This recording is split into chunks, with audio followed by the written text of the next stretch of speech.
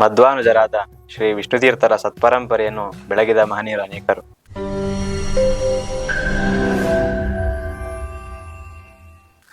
ಅವರಲ್ಲಿ ಇಂದಿನ ಆರಾಧನಾ ನಾಯಕರಾದ ಶ್ರೀ ವೃಂದಾವನಾಚಾರ್ಯರು ಕೂಡ ಒಬ್ಬರು.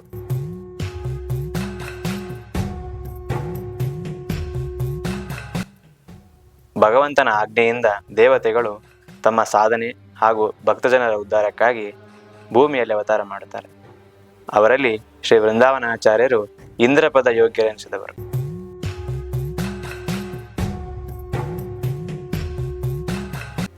ದೇವದೇವ ವಿದುವು ಅಂದರೆ ಸಕಲ ದೇವತೆಗಳಿಗೂ ಗುರುವಾದ ಇಂದ್ರದೇವರೇ ಸರಿ ಇವರು ಎಂದು ಜ್ಞಾನಿಗಳು ವರ್ಣನೆ ಮಾಡಿದ್ದಾರೆ.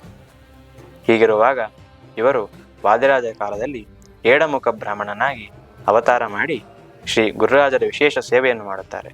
ಗುರುರಾಜರು ಇವರ ಮೂಲಕ ತಮ್ಮ ಸ್ವರೂಪದ ಬಗ್ಗೆ ರುಜುತ್ವ ಪ್ರತಿಪಾದಕವಾದ ಶ್ರೀ ಸ್ವಾಪ್ನ ವೃಂದಾವನಾಖ್ಯಾನ ಗ್ರಂಥವನ್ನು ಉಪದೇಶ ಮಾಡುತ್ತಾರೆ.